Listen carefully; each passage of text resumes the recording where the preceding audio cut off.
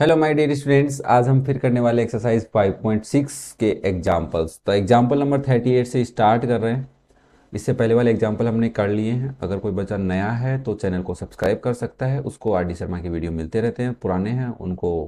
कैसे हो आप? ठीक है। Now, two cars start together in the same direction. अब इसका मतलब है एक कार यहाँ से चली है, दूसरी यहाँ से भी चल सकती है, यहाँ से भी चल सकती है, इसके साथ से भी चल सकती है। तीन पॉसिबिलिटी हो सकती है। वो हमें क्वेश्चन बताएगा कि कहाँ से चली है। ठीक है। तो अब क्वेश्चन क्या कह रहा है तुम्हारे को कि सर दो कार तो चली हैं फ्रॉम द सेम प्लेस, मतलब एक कार अगर यहाँ से चली है तो दूसरी कार भी यहाँ से ही चली है। समझ में आया? मतलब सेम पोजीशन से चली है। और सेम डायरेक्शन का मतलब अगर ये कार इधर जा रही है तो ये कार भी किधर जा रही है? इधर ही जा रही है। Now the first goes with uniform speed of 10 kilometre per hour. मतलब फर्स्ट वाली कार, ये अगर हम ए को लेते हैं तो स्पीड इसकी कितनी है? 10 किलोमीटर पर आवर है। ठीक है। नाउ द सेकेंड कार या second goes at a speed of 8 kilometre per hour in the first hour and increases the speed bye ½ kilometre in each succeeding hours. मतलब अगर ये कार पहले घंटे चली, फर्स्ट आवर चली, फिर नेक्स्ट फर्स्ट आवर चलेगी, फिर नेक्स्ट फर्स्ट आवर चलेगी, हमें नहीं पता कितने आवर्स चलेगी, बट ये ज़रूर पता है कि जितने भी आवर्स ये चलेगी उसमें पहले आवर में इसकी स्पीड होगी 8 किलोमीटर, दूसरे में इसकी स्पीड हो जाएगी 8 + ½ किलोमीटर, तीसरे में इसकी स्पीड हो जाएगी 8 + ½ तो इस टाइप से बढ़ती जाएगी। हम समझ गए क्या कहना चाह रहे हो? This is the speed increase in every hour. Okay. Now bye uniform speed. Okay, ½ kilometre. After how many hours will the second car overtake the first car if both cars go non-stop? दोनों car non stop चल रही हैं। इसका मतलब ये car चलेगी, कुछ time तो चला है। ऑब्वियसली ये बात तो समझ में आ रही, कुछ टाइम चला है। वो टाइम ही तुमसे पूछ रहा है कि वो कितनी देर तक चली दोनों को।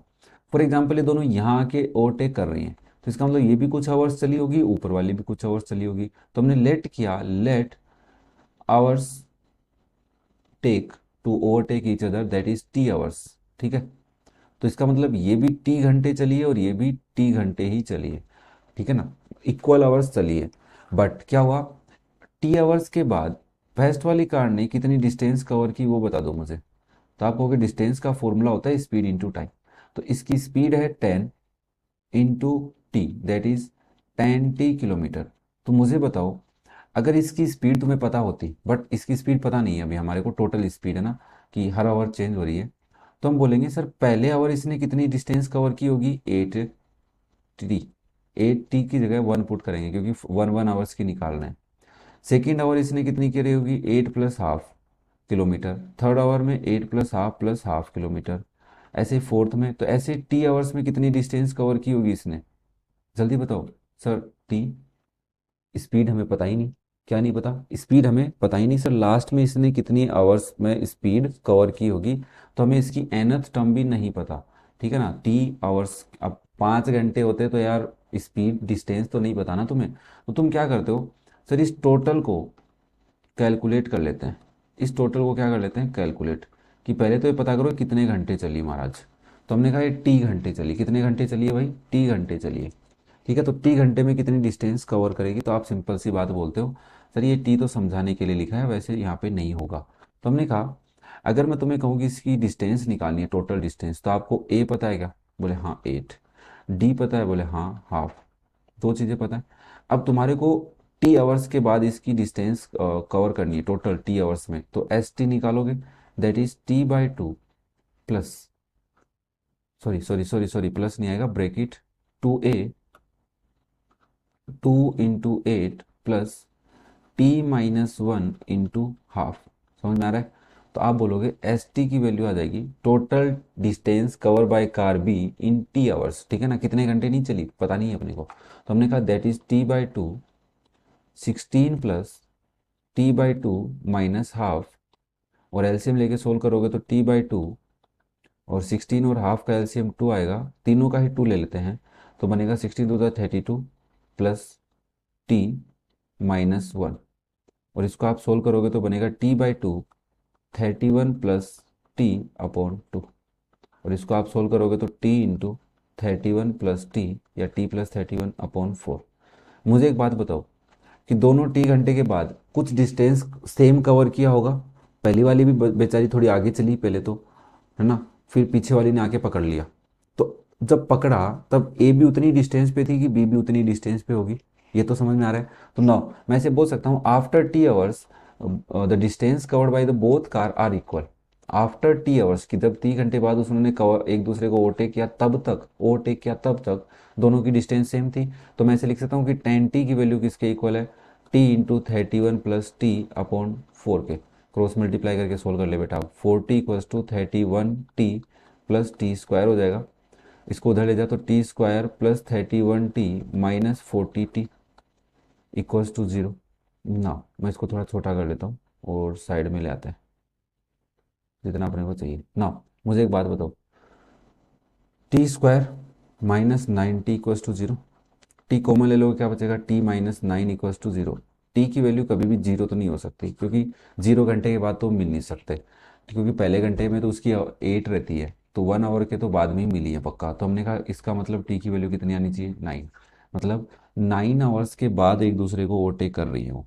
ठीक है, फर्स्ट कार और second car will overtake the first car in 9 hours. Obviously समझ में आ गया होगा, कोई बड़ी बात तो है नहीं।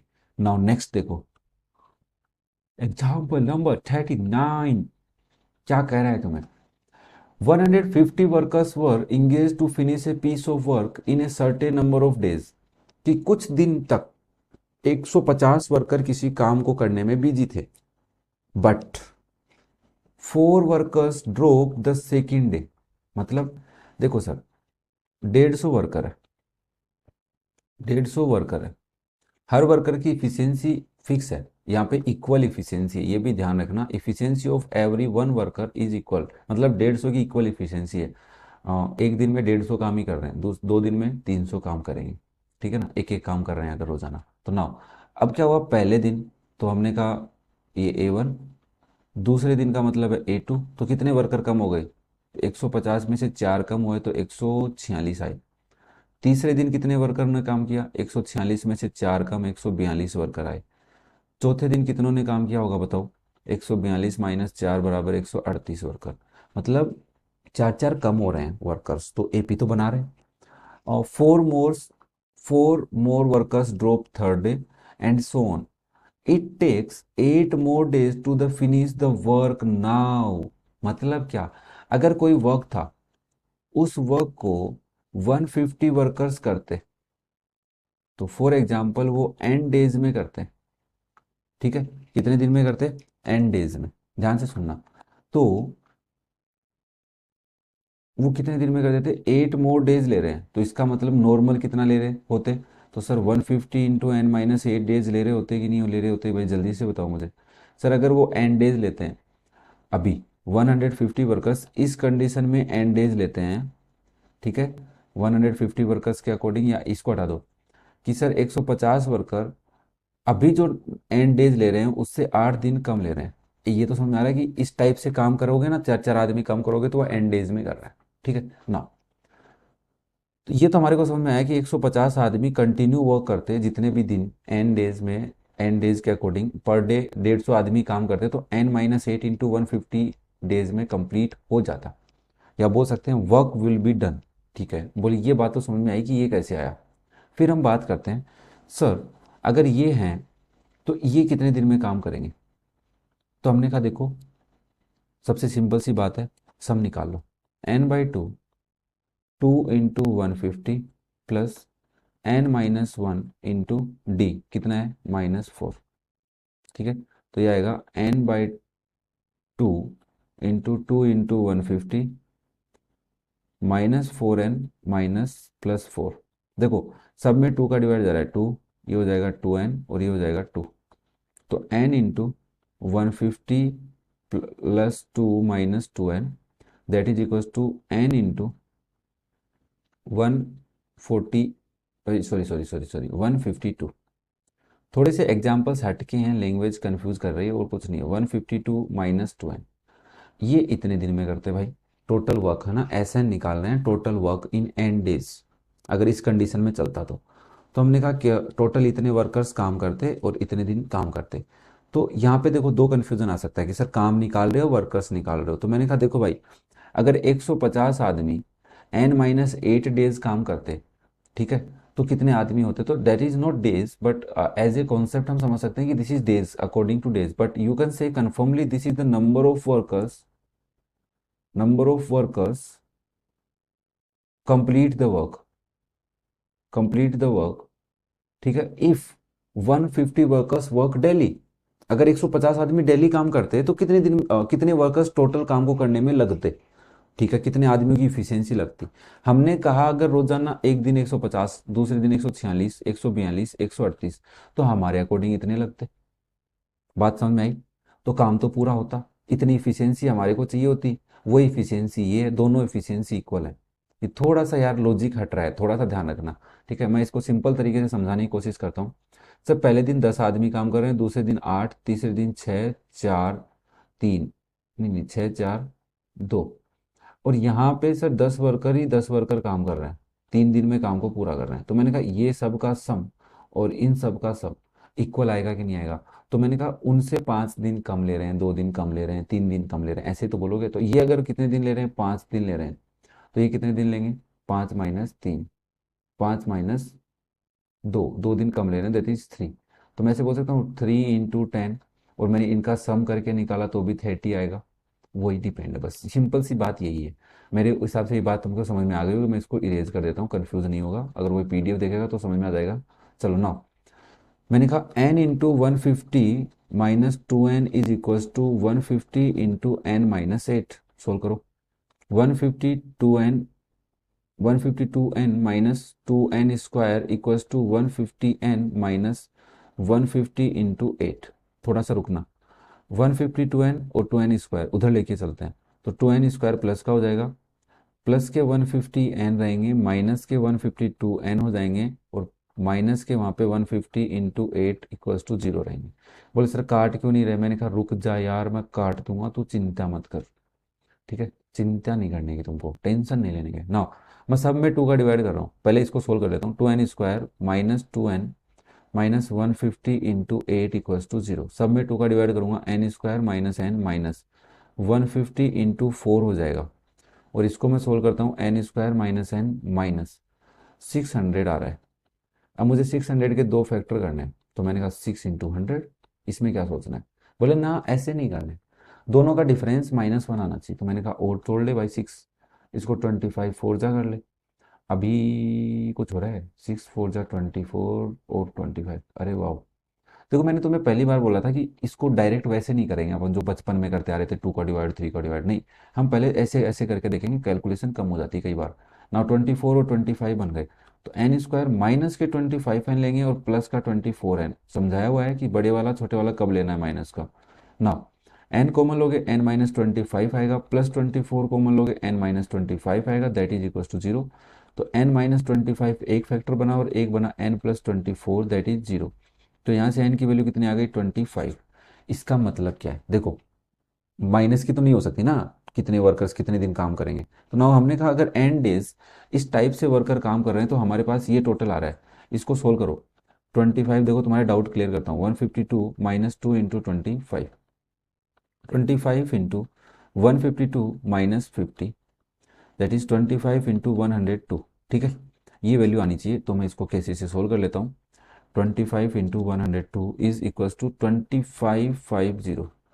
इतनी इफिशियंसी लग रही है, मतलब इतने वर्कर लग रहे हैं। मैंने कहा इधर से निकाल डायरेक्ट, क्या आ रहा है? 150 × 25 - 8, दैट इज 150 इंटू, और 5 गए फिर 3 17, तो 150 × 17 कितना आ रहा है? तो हमने कहा 2250 आ रहा है, 2550 आ रहा है। मतलब दोनों में वर्कर्स की संख्या बराबर आई कि नहीं आई? Number of workers are same और नॉट, है ना। मेरे हिसाब से यार लैंग्वेज बुक की अकॉर्डिंग और मेरे अकॉर्डिंग समझ में आ गई होगी, मेरे थोड़ी सी हेल्प हो गई होगी, जो आप वीडियो देखने का मकसद था वो आपका पूरा हुआ होगा। Next example number 40। देखो भाई थोड़ा सा लैंग्वेज है, हटके है, थोड़ा सा वीडियो को देखना पड़ सकता है 2 बार, मैं इसकी गारंटी नहीं ले रहा, बट मैं मेरी तरफ से कोशिश कर रहा हूँ कि एक बार में समझ में आ जाए। बट उसके लिए आपको कंसंट्रेट होना पड़ेगा, प्रीवियस मेरे वीडियो देखने पड़ेंगे, तब जाके कुछ ऐसा होगा कि मेरी बातें तुम्हें एकदम दिल पे जाके लगेंगी ना। इस एग्जाम्पल में क्या कर रहा है? Along a road lie an odd number of stones place at a interval of 10 metre. आपके पास एक रोड है, उस रोड के ऊपर ओड नंबर्स ऑफ स्टोन्स है। तो आपने चैप्टर नंबर 1 में पढ़ा होगा कि कोई भी नंबर ओड नंबर कब होता है।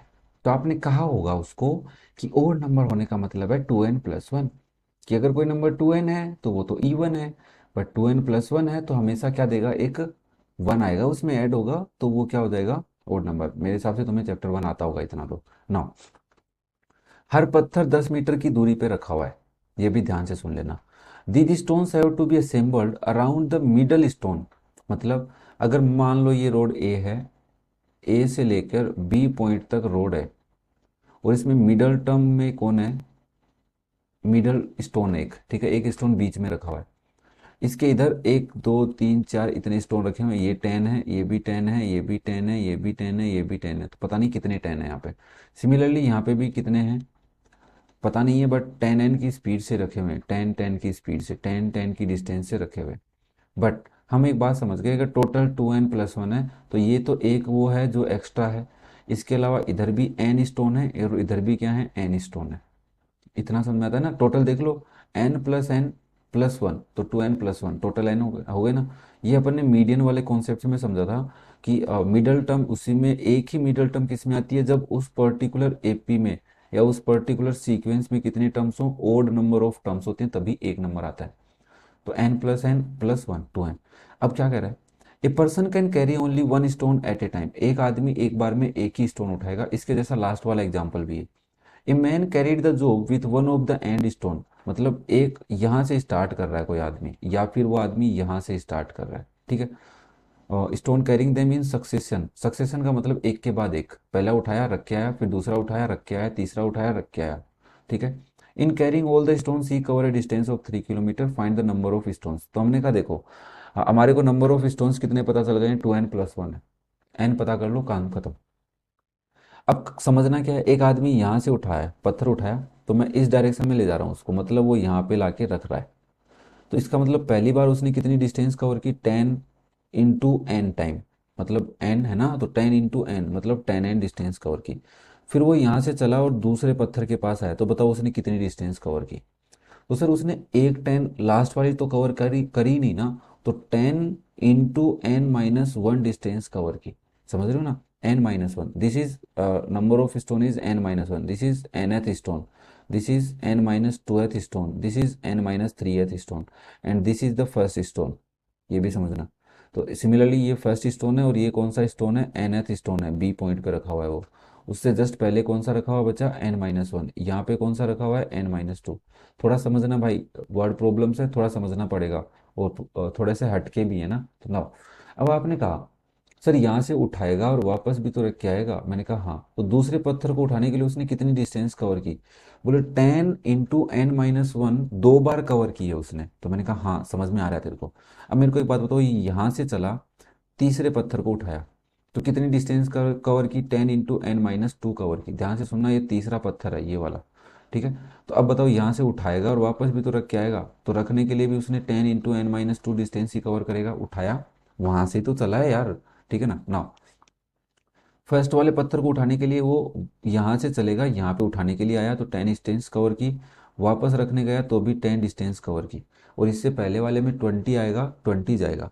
तो इसका मतलब अगर मैं बोलूँ कि ये मेरी लेफ्ट साइड है, क्योंकि आप भी स्क्रीन के सामने बैठे होंगे तो आपका लेफ्ट हैंड इधर है और ये आपकी राइट साइड है, तो मैं ये पता कर सकता हूँ कि टोटल डिस्टेंस कितनी कवर की होगी लेफ्ट साइड के लिए। तो SL distance cover in left side समझाने के लिए, तो आप बोलोगे पहले के लिए उसने की थी 10n, दूसरे के लिए उसने की 2 10 × n−1, तीसरे के लिए उसने की 2 10 × n−2, और लास्ट वाले के लिए उसने की है 10 + 10, दैट इज 2 × 10 बोल सकता हूँ मैं इसको भी, 2 × 10।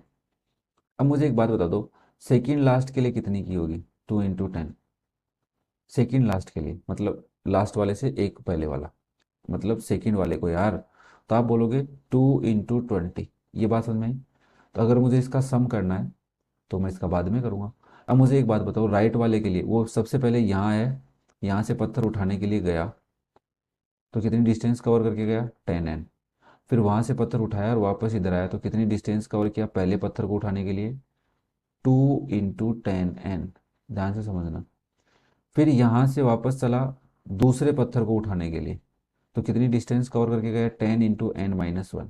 फिर इसको वापस रखने गया बेचारा, तो कितनी डिस्टेंस कवर करी? 10 × n−1। तो दूसरे पत्थर के लिए उसने टोटल कितनी डिस्टेंस कवर की? 2 × 10 × n−1। तो तीसरे के लिए मुझे समझाने की ज़रूरत नहीं है, वो यहाँ से आएगा और यहाँ तक कितनी डिस्टेंस कवर करेगा? 10 × n−2। और यहाँ से वापस रखने के लिए भी कितनी डिस्टेंस कवर करेगा? 10 × n−2। और फर्स्ट वाले के लिए तो 10 जाएगा और 10 ही वापस आएगा, तो इसके लिए तो 2 × 10 ही करेगा। बट इसके लिए कितनी करेगा बताइए? 2 × 10 × n−2। तो मुझे एस आर करना पड़ेगा। S R sum of in right side, तो आप यहाँ से स्टार्ट कर लो। 2 × 10n plus 2 × 10 × n−1 plus 2 × 10 × n−2 plus dot dot dot dot 2 × 10। ये बोल सकता हूँ। अब मुझे क्वेश्चन क्या कह रहा है कि सर वो सारे पत्थर उठाने के लिए, तो एस एल और एस आर दोनों पत्थर को उठाने के लिए डिफरेंस लेंथ, इसमें कितनी लेंथ कवर कर रही है? एस एल कर रहा है, और इसमें कितनी कर रहा है? S R. दोनों को मिला के क्वेश्चन कह रहा है वो 3 किलोमीटर डिस्टेंस कवर कर रहा है। तो मैंने कहा आपने वहाँ पे तो मीटर में दिया, तो ये एस आर तो मीटर में आएगी और एस एल भी किस में आएगी? मीटर में आएगी, क्योंकि 10 मीटर है। तो आप बोल सकते हो दैट इज ऑल्सो 3000 मीटर, क्योंकि 1 किलोमीटर में 1000 होते हैं, तो 3 किलोमीटर में 3000 होंगे। अब आपने कहा S L plus S R करके दिखाओ, तो मैंने कहा अभी इसको थोड़ा छोटा कर लेता हूँ पहले तो मैं, और फिर आपको एस एल और एस आर का सम करके दिखाता हूँ। इसलिए मैं इसको यहाँ पढ़ा रहा हूँ ताकि मुझे एक ही स्क्रीन पे सब कुछ दिखता रहे और तुम्हें भी। तो ना, मुझे अगर S L plus S R करना है, वो किसके इक्वल आएगा? 3000 मीटर के इक्वल आएगा। तो मैं एक बार इसको तो भूल जाता हूँ, बाद में कर लेंगे, पहले S L plus S R करते हैं। एस एल कितना है?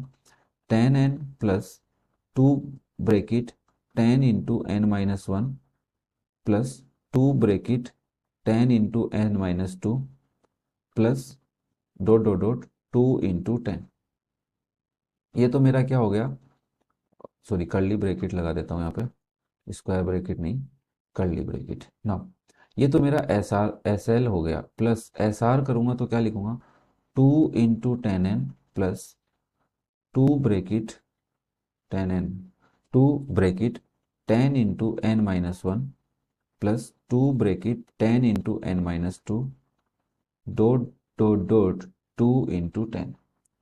अब एक बात बताओ, अगर मैं तुम्हें कहूँ यहाँ पे 10n है और यहाँ पे 2 × 10n है, ध्यान से सुनना, इसमें भी 2 है और 10 मल्टीप्लाई में, इसमें भी 2 है और 10 मल्टीप्लाई में भी, इसमें भी 2 और 10 मल्टीप्लाई में, तो क्या मैं इन फर्स्ट वाले में से 2 × 10 कॉमन ले सकता हूँ? ध्यान से सुनना भाई प्लीज़। तो आप कहोगे नहीं सर, क्योंकि फर्स्ट वाले में 2 × 10 नहीं है। तो मैंने कहा इसमें मैं 10n ऐड कर दूं एक नया। ध्यान से सुनना, तो क्या मुझे 10n माइनस भी करना पड़ेगा? बोले हाँ सर। तो ये 10n कहाँ आ गया बेचारा? इसके पास आ गया, इसके पास। तो ये 2 × 10n हो गया। तो अब क्या मैं 2 × 10 कॉमन ले सकता हूँ? बोले जरूर ले लो सर, हम मना ही नहीं करेंगे अब आपको। तो मैंने कहा ठीक है, इसमें से 2 × 10 कॉमन ले लिया, तो n बचा। बोले हाँ। प्लस इधर क्या बचा? n−1 बचा। बोले हाँ। प्लस इधर क्या बचेगा? n−2। इसमें 2 × 10 बाहर ले गए, प्लस लास्ट वाले में क्या बचेगा? तो कहोगे +1 बचेगा। मैंने कहा वेरी गुड। प्लस क्या इसमें से भी 2 × 10 कॉमन ले सकता हूँ? देख लो भाई, 2 भी है और 10 मल्टीप्लाई में भी है, 2 भी है 10 भी है, लास्ट वाले के पास भी है। इधर 10n 2 बार पहले से था, उधर एक ही बार था बेचारा, क्योंकि पहला पत्थर वो ए से चला था उठाने के लिए। यही सबसे बड़ा कंफ्यूजन है यहाँ पे ना। तो यहाँ पे बचेगा n plus n−1 plus n−2 plus dot dot dot dot +1। अब मैं इनको देखूं, तो ये 2 × 10 और 2 × 10, और लास्ट में -10n मत भूल जाना। तो 2 × 10 20 और 2 × n 20, तो ब्रैकेट तो दोनों सेम ही है, देखो ब्रैकेट तो सेम ही है। तो ये कितने हो जाएंगे? 40 × n plus n−1 plus n−2 plus dot dot dot 1 +1 -10n। ये क्या है? ये एक एपी है। इधर से देखो, इधर से 1 के बाद 2 आएगा, प्लस 3 4 5 n-1 n-2, देखो इधर से डिक्रीज हो रहा है तो इधर से 1 ही तो इंक्रीज होगा यार, ठीक है ना। तो इधर से 2, n में से 2 कम हो रहा है तो इधर 1 में 2 ऐड करोगे तो 3 आएगा लास्ट में ना। तो ये एक एपी बन रही है। और एपी भी क्या बन रही है, जिसमें फर्स्ट टर्म ए है 1, कॉमन डिफरेंस डी भी क्या है +1, और nth टर्म क्या है n। तो आपको नहीं लग रहा, और n नेचुरल नंबर का सम है। तो मैं इस ब्रैकेट को सोल्व कर रहा हूँ, तो ब्रैकेट को सोल्व करूंगा तो एस एन आएगा, दैट इज 1 + n-1 इंटू 1, और यहाँ पे बाहर आ जाएगा, मैं इधर कर देता हूँ n/2, ठीक है। That is n/2 into 1 + n-1, ये कटेगा, ये सुनो, हाँ कटेगा यार, सॉरी 2a आएगा, सॉरी तभी मैं सोच रहा हूँ कटेगा कैसे। तो यहाँ से आएगा n/2 n+1, ये ब्रैकेट का सम आ गया।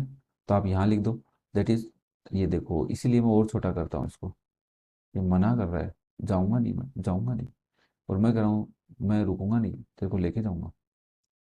तो यहाँ से आप क्या लिखोगे, 40 ब्रैकेट में n/2 इंटू n+1 -10n। अब ये बताओ ये सारी वैल्यू किसके इक्वल है, 3000 के इक्वल है, बोले हाँ। मैंने कहा इसको सोल्व कर लो, इस इक्वल को हटा दो अब। तो आप लिखोगे 40 into n/2 into n+1 -10n equals to 3000। यार समझ में जरूर आया होगा, बहुत बड़ी बात हो गई यार, चैप्टर ये क्वेश्चन बहुत बड़ा चला गया, बट मेरी उम्मीद कर रहा हूँ कि तुम्हें समझ में आ रहा होगा। नाउ एन ये कटेगा 20 टाइम, तो ये बन गया, देखो यहाँ लिख रहा हूँ 20 into n+1 -10n equals to 3000। इसको सोल्व करो, 20n² + 20n - 10n equals to 3000। 20n² minus plus 10n equals to 3000। 10 काट दो, सब में 10 का डिवाइड कर दो, इधर भी कर दो और उधर भी कर दो। तो आप बोलोगे 2n² + n - 3000 इक्वल्स टू 0, और इसका 0 काटा और मैं इधर ले आया। अब मेरे पास ये इक्वेशन बन गई, और इस इक्वेशन में मुझे 2 इंटू 300 के दो फैक्टर करने हैं, वो माइनस का प्रोडक्ट आ रहा है और +1 आना चाहिए। तो 2 into 3 into 100, 2 into 3 into 50 into 2, अभी आ रहा है 1, 3 2 6 नहीं आएगा। 2 इंटू 3 इंटू 50, इन 50 को मैं लिख सकता हूँ 25 2, ठीक है ना। 25 इंटू 2 इंटू 2, 2 2 जा 4, 4 4 2 जा 8, 8 3 जा 24, हो गया 24 और 25। तो मैं यहाँ लिख देता हूँ इसके आगे, यहाँ नीचे, ठीक है। तो 2n² + 25n -24n -300, पीछे वाले में मैंने बड़े वाले को माइनस का लिया था, क्यों लिया था तुम बताना। n कॉमन लूंगा तो बचेगा 2n + 25 minus, minus common लूंगे 24n और 300 में। तो मैंने कहा देखो 300 यहाँ पर था, यहाँ पर ये 300 है, तो 300 में क्या कॉमन आ रहा है, और जो 24 में भी आ रहा है, 24 में 5 का डिवाइड नहीं जा रहा तो ये तो नहीं आ रहा होगा। और 4 + 2 6, मतलब 3 का डिवाइड जा रहा है तो 3 भी कॉमन आएगा, 2 भी कॉमन आएगा, 2 भी कॉमन आएगा, 3 2 जा 6 2 जा 12, 12 कॉमन ले लो। तो मैंने कहा 12 कॉमन लेंगे तो 2n बचेगा, वैसे भी ब्रैकेट इक्वल करना हो तो इस 2 का डिवाइड कर लेते तो भी 12 आता, माइनस पक्का ही 20 + 25 ही आएगा इक्वल्स टू 0। तो उम्मीद करता हूँ n - 12 एंड 2n + 25 आपके दो फैक्टर बन गए। तो आप कभी भी नहीं बोलोगे कि sir 2n + 25 equals to 0, not equals to 0, ये तो नहीं हो सकता, क्योंकि n की वैल्यू नेगेटिव नहीं हो सकती, सिंपल सी बात है।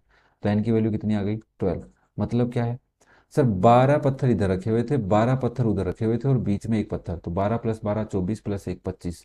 तो आप 2n + 1 के कॉन्सेप्ट से भी निकाल सकते हो, that is 2 into 12 + 1, that is 24 + 1, total 25 stones रखे हुए हैं उस रोड के ऊपर। हे भगवान, मेरे बच्चों को ये जरूर समझ में आ जाना चाहिए। उम्मीद करता हूँ भाई 2 बार देख लेना, कुछ कुछ छोटी छोटी बातें कहीं पे तुम्हें डाउट कर सकती हैं, मैं नहीं मना नहीं करूंगा, बट थोड़ा देख के आराम से समझना। एग्जाम्पल नंबर 41, उम्मीद करते हैं फटाफट हो जाए अपने, क्योंकि टाइम थोड़ा ज़्यादा ही लग रहा है यार, इस एक्सरसाइज ने बहुत ज़्यादा टाइम कंज्यूम किया है। The houses of a row are numbered consecutively, मतलब एक के बाद एक। तो एक पहला हाउस है, हाउस 1, फिर हाउस 2, फिर हाउस 3, फिर हाउस 4, ऐसे करके हाउस रखे हुए हैं, एक रोड के ऊपर हाउस बने हुए हैं यार एक लाइन में, ठीक है। फ्रॉम 1 to 49, मतलब लास्ट में हाउस नंबर 49 है, सिंपल सी बात है, पहला 1 है 2 3 है ऐसे। So that there is a value of X, okay, एक एक्स कोई वैल्यू या हाउस का नाम भी हो सकता है, such that the sum of the number of the houses preceding the house number X, मतलब यहाँ पे एक्स है आपका, एच एक्स है हाउस नंबर, इससे पहले जितने भी हाउस हैं उन सब का सम इज इक्वल, वो इक्वल है to the sum of the number of the houses following it, इसके बाद जो है उनके सम के इक्वल है। ओके, तो हमने कहा यहाँ पर एक्स हाउस है, तो इससे पहले एक्स माइनस वन हाउस है, वन से स्टार्ट है, वन टू थ्री से स्टार्ट है और एक्स माइनस वन तक हाउस है। सिमिलरली इधर एक्स प्लस वन से स्टार्ट है और 49 तक है। समझ में आ रहा है ना, एक एक्स भी है, ये भी हाउस है ना। Find the value of the x, तो मुझे पता है सर यहाँ से लेके यहाँ तक टोटल कितने हैं, 49 ही है, ये तो पता है ना पक्का, टोटल कितने हैं 49, एक्स नहीं पता। तो मैं ऐसे बोल सकता हूँ, क्वेश्चन मुझे कह रहा है कि इसकी वैल्यू का सम इसकी वैल्यू के इक्वल है, तो मैंने कहा इसका सम निकाल। तो इस एपी के लिए मैं ए बोलूंगा वन है और डी बोलूंगा two minus one that is one, ठीक है ना। और मुझे ए एन दे रखा है that is x minus one. तो मुझे अगर सम निकालना है तो एन की वैल्यू पता करनी पड़ेगी, कितने हाउस हैं। तो मैंने कहा ए एन की हेल्प ले लो। ए एन का फॉर्मूला वैसे तो होता है a plus n minus one into d. N value निकालनी है, ए एन तुम्हें दे रखा है x minus one equals to one plus n minus one into d that is also one. तो one plus n minus one equals to x minus one, तो one से one कटेगा, तो एन की वैल्यू आ गई एक्स माइनस वन।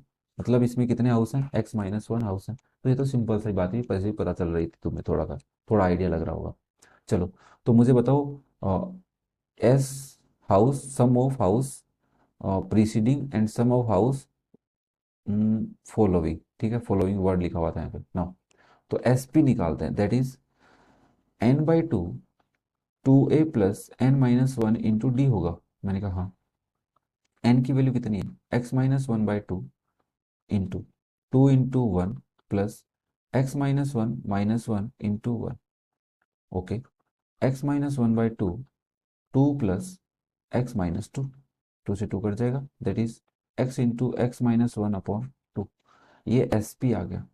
मैंने कहा S F निकाल, एस एफ निकाल, तो आपने कहा एस एफ के लिए ए कितना है, एक्स प्लस वन, और इसके आगे होगा एक्स प्लस टू, ठीक है ना। तो डी कितना होगा, डी ऑब्वियसली वन ही होगा क्योंकि एक एक हाउस बढ़ रहे हैं। और एन, ए एन कितना है 49, तो मैंने कहा एन की वैल्यू निकाल, कितने हाउस बच गए। तो आपने कहा यहाँ पे एक्स माइनस वन हाउस है तो 49 माइनस एक्स माइनस वन होंगे। तो मैंने कहा नहीं, समझा मेरे को आराम से। तो आपने कहा ए एन की वैल्यू होती है a plus n minus one into d. ये है 49 इक्वल्स टू ए की वैल्यू है एक्स प्लस वन प्लस 49 नहीं है सॉरी, एन की वैल्यू निकालनी है तो यहाँ पे लिखोगे n minus one into one. तो that is x plus n minus one, one से वन कट जाएगा, एक्स इधर ले आओ तो 49 minus x equals to n. क्या बोलना चाहते हो, बोले सर 49 माइनस एक्स हाउस है। मैंने कहा ठीक है, एस एफ निकाल दे। अब देखो मैं थोड़ा सा कंफ्यूज कर रहा हूँ क्योंकि बुक के अंदर कॉन्सेप्ट अलग है, बुक के अंदर सिंपल सी बात है कॉन्सेप्ट अलग है।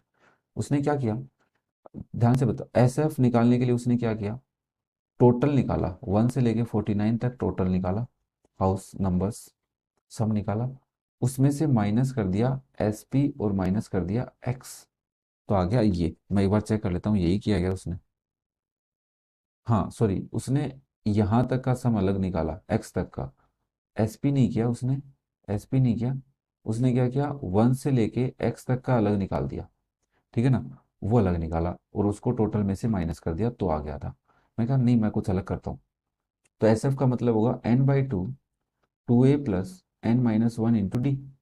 आपने कहा वेरी गुड, सही है, इक्वल्स टू एन की वैल्यू है 49 minus x upon two, two into a that is x plus one plus 49 minus x minus one into one.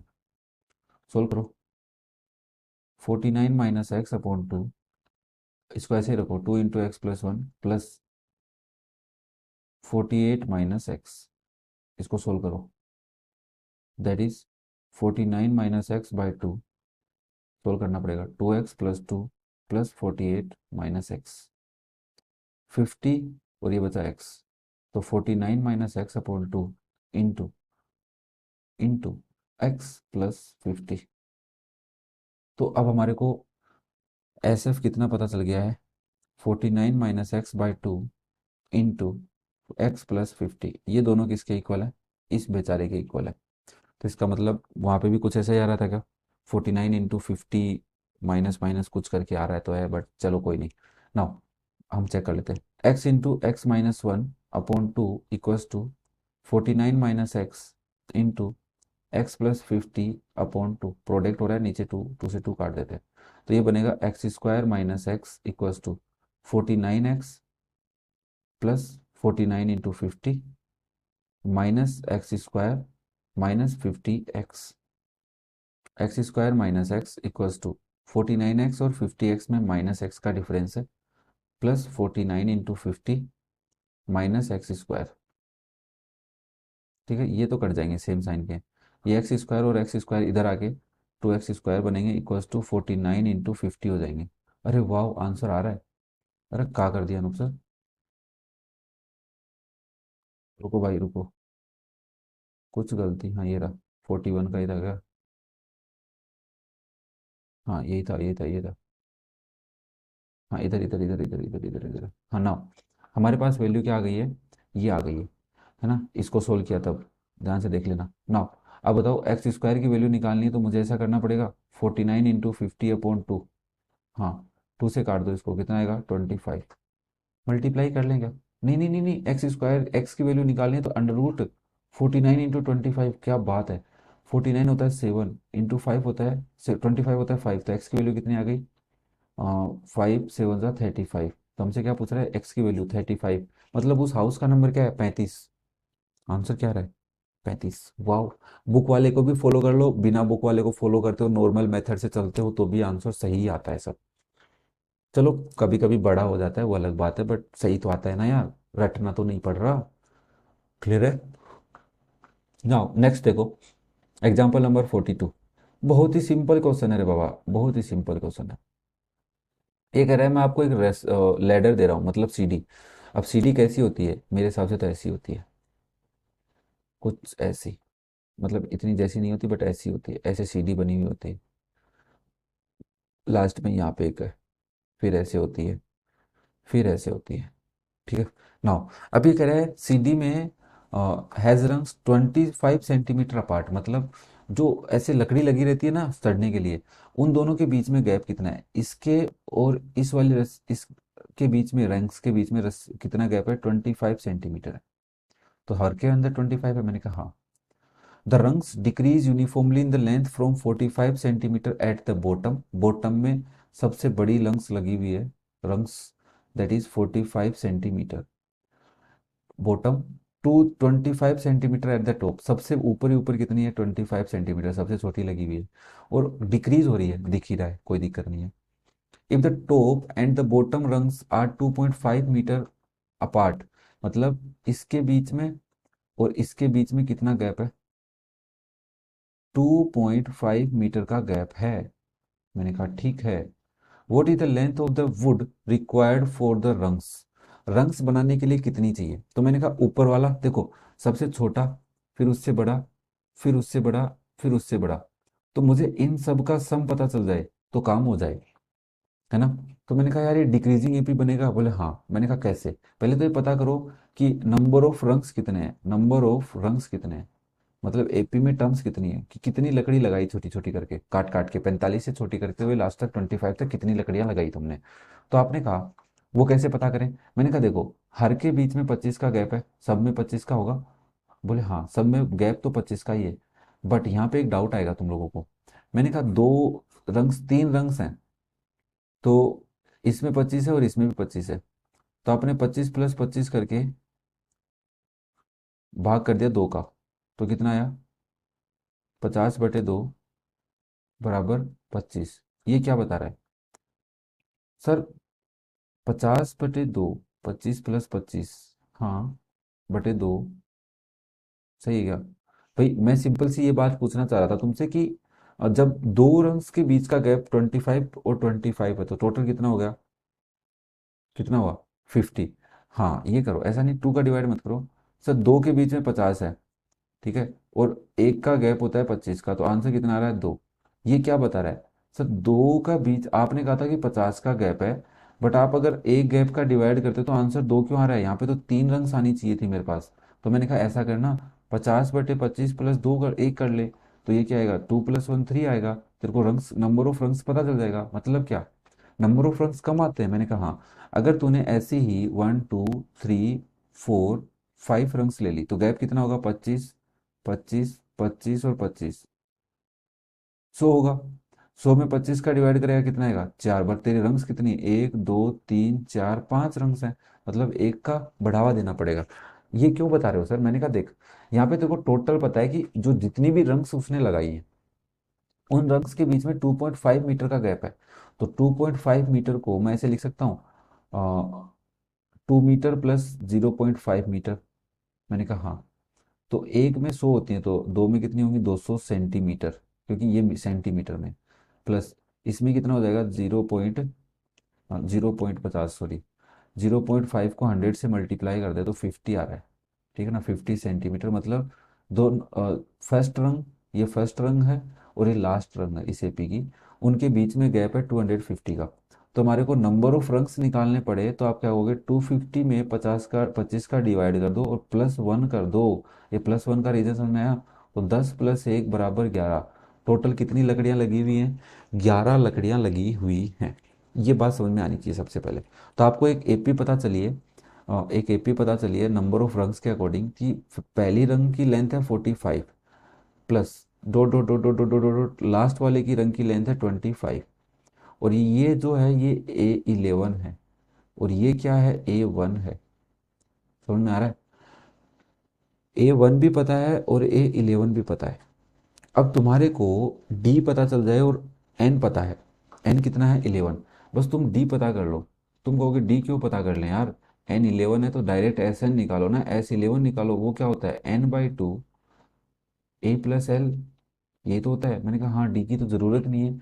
But अगर डी पूछे तो क्या करोगे, अगर फॉर एग्जाम्पल क्वेश्चन में डी पूछ लिया तुमसे तो क्या करोगे, तो आप ए एन का फॉर्मूला लगा दोगे, A+N-1 × D।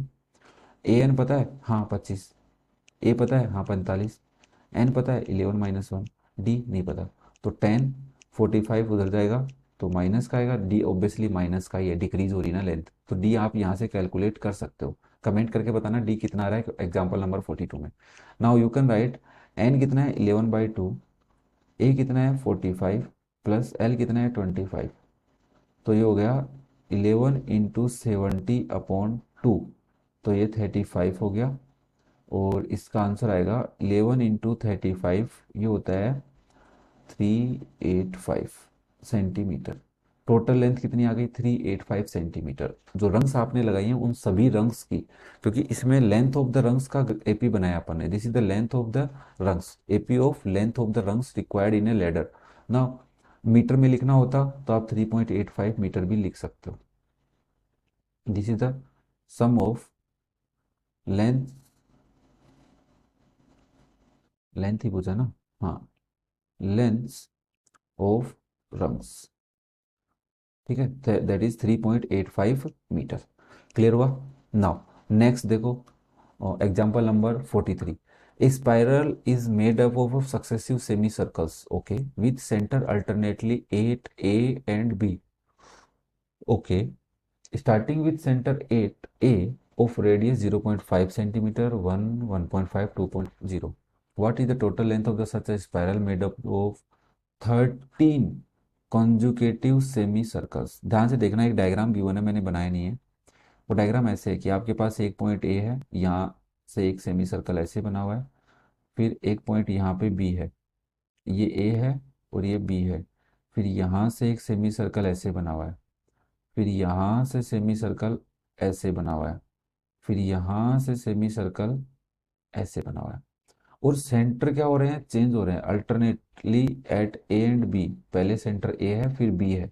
तो हमारे को सिंपल सी बात कर रहा है कि रेडियस, पहले पहले जो सेमी सर्कल बन रहा है उसकी लेंथ, रेडियस कितनी है, तो R1 कितनी दे रखी है तुम्हारे को, 0.5 सेंटीमीटर। R2 कितनी दे रखी है आपको, 1.0 सेंटीमीटर। और R3 दे रखी है 1.5 सेंटीमीटर। R4 कितनी दे रखी है, 2.0 सेंटीमीटर। तो सिंपल सी बात है, ये सेंटर ए पे बन रहा है, ये सेंटर बी पे बन रहा है, ये सेंटर ए पे बन रहा है और ये सेंटर बी पे बन रहा है। देख लो, पहले वाला ए पे बन रहा है, दूसरे वाला, सॉरी पहले वाला ये रहा, दूसरा वाला ये रहा, तो ये किस पे बनेगा, बी पे।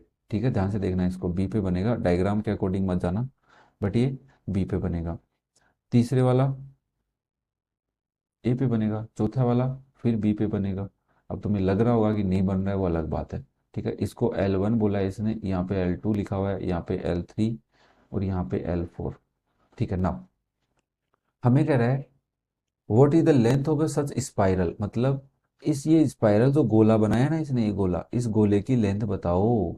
तो आपने कहा इस गोले की लेंथ का मतलब है पहला गोला, मतलब इसकी लेंथ बतानी है, that is the semi circle का part of circumference, semi circle की सरकमफेरेंस। तो सरकमफेरेंस का फॉर्मूला भाई सेमी सर्कल का होता है पाई आर, और पूरे सर्कल का होता है 2 पाई आर। तो पाई आर के अकॉर्डिंग L1 की लेंथ निकालो, length of first, that is pi into R1। You can right pi into 0.5। मैंने कहा ठीक है, इतना ही रखो, इतना ही रखें, हाँ ठीक है। L2 निकालना है तो आप लिखोगे pi into R2, it means pi into 1। मैंने कहा ठीक है।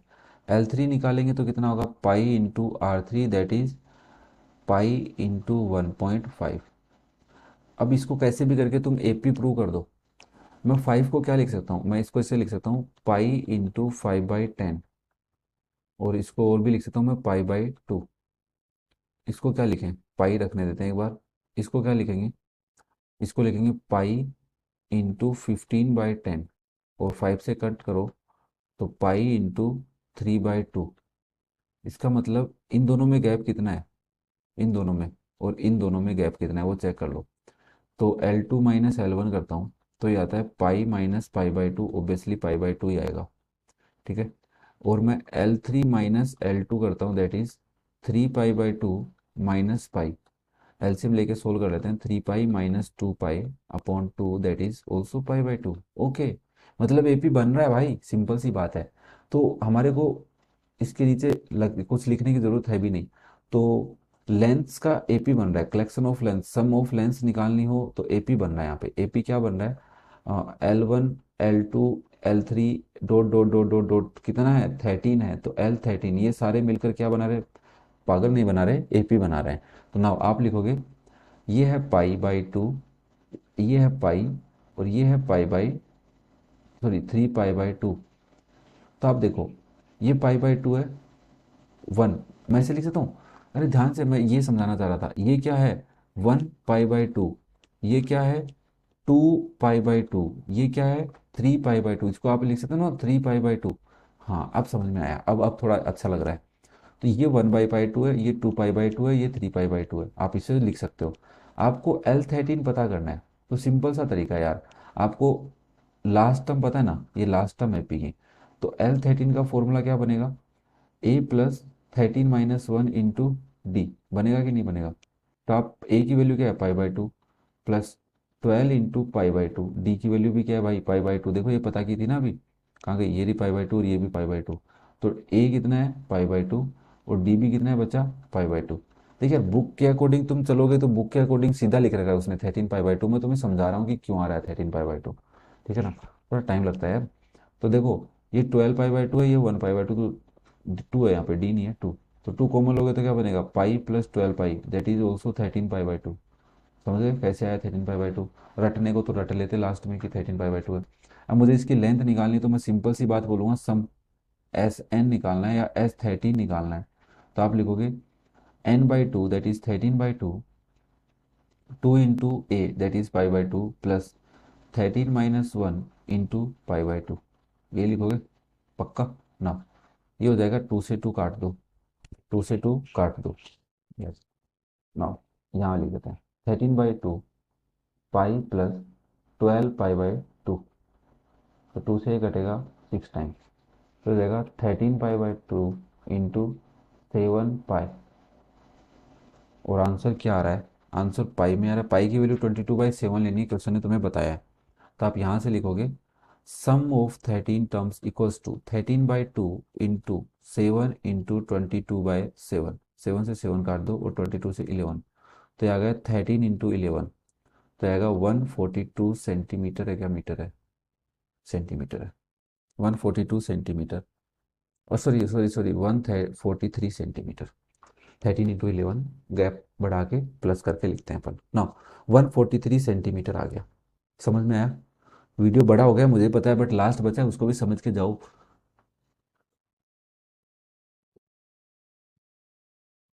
इन a potato race, a bucket is placed at the starting point, which is 5 meter away from the first potato, and the other potatoes are placed 3 meter apart in a straight line। देखो simple सी बात है, आपके school में potato से related या potato race हो रही है, तो आप यहाँ पे आपके पास एक बकेट रखी हुई है, ठीक है, ये बकेट, इस बकेट से पहला पोटैटो कितनी दूर रखा हुआ है, ये पोटैटो रखा हुआ है which is 5 metre from the first potato at the starting point, which is 5 metre from the first potato, पहले पोटैटो से 5 मीटर इधर रखी हुई है, ठीक है। Now other potatoes are 3 metre apart, ठीक है, ये पोटैटो यहाँ पे यहाँ से यहाँ तक कितना है, 3 मीटर है। ये दूसरा पोटैटो हो गया, तीसरा पोटैटो कितना दूर है, 3 मीटर दूर है। There are n potatoes in the line, okay, यहाँ पे लास्ट में एक पोटैटो रखा हुआ है that is nth potato, okay, तो this is A1, this is A2 and this is A3, ठीक है, और this is AN। Each competitor start from the bucket, यहाँ से भगना स्टार्ट करता है, पहले पोटैटो के लिए जाता है, उसको उठाता है रखता है, फिर वो यहाँ से दूसरे पोटैटो के लिए जाता है, उठाता है और बकेट में रखता है, फिर तीसरे पोटैटो के लिए जाता है, उठाता है और बकेट में ला के रखता है। तो हमसे ये पूछेगा लेंथ कितनी कवर करेगा, ठीक है ना।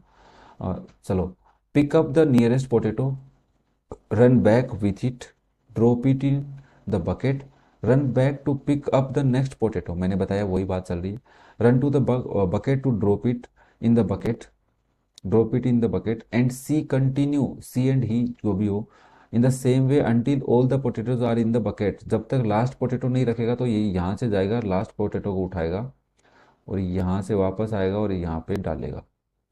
हमने कहा ठीक है।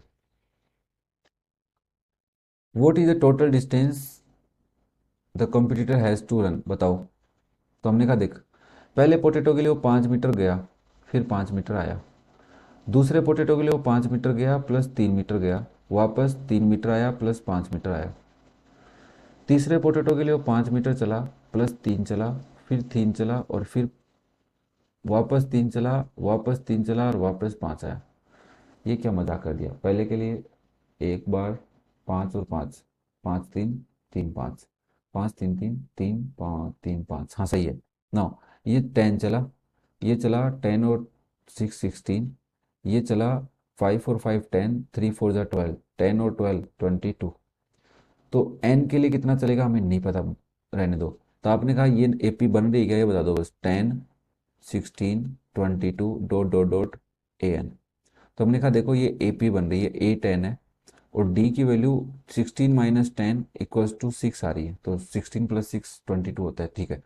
तो AN निकालना है, तो पोटैटो कितने रखे हुए हैं, next potato bucket run to pick up the next potato, नहीं पता यार, है ना, कितने पोटैटो रखे हुए पता है क्या, नहीं बताया यार उसने, N, सॉरी N है ना। तो N पोटैटो के लिए वैल्यू निकालनी है, तो आप लिखोगे A प्लस, बट AN तो पता ही नहीं ना, समो पोटैटो पता, क्या कन्फ्यूजन कर दिया रे इसने। ठीक है, 1 मिनट रुक जाओ भाई, हमें इसका सम ही तो निकालना है, हाँ तो क्या दिक्कत है, डायरेक्ट ऐसे निकालना, क्या आएगा n/2, 2 × 10 प्लस n-1 × 6, डायरेक्ट निकालते हैं, क्यों कंफ्यूज हो रहे हैं अपन की n चाहिए n चाहिए, ऐसे n पूछ रहा है, जैसा भी आ रहा है लिख दो, n/2 20 plus 6n - 6, n/2 14 plus 6n, हाँ कोई दिक्कत नहीं है ना। 2 से काट दो, ये 7 टाइम कटेगा और ये 3 टाइम, दोनों कटेंगे भाई, तो ये n × 3n + 7, ये आंसर आ रहेगा, n × 3n + 7 मीटर, क्योंकि सारी वैल्यूज मीटर्स में है तो ये मीटर्स में आंसर आएगा। अब बुक ने क्या कर रखा है, ऐसा ही कुछ है, कंफ्यूज मत होना, सिंपल सा तरीका है, उसने 5 + 3 3 का कॉन्सेप्ट ले रखा है। मेरी तरफ से एक्सरसाइज के एग्जाम्पल्स कंप्लीट हुए, आपकी तरफ से नहीं हुए या हुए मुझे कमेंट करके ज़रूर बताना है। जब भी आप ये वीडियो देख रहे हो तभी कर देना, कोई ज़रूरी नहीं है कि सर डाला था तभी देखा, बाद में देख रहे हो 1 साल बाद 2 साल बाद, कोई दिक्कत नहीं भाई, समझ में आना चाहिए तुम्हारे को। ओके, और थैंक यू। नेक्स्ट वीडियो में हम एक्सरसाइज के क्वेश्चंस करेंगे, तब तक बेस्ट ऑफ लक।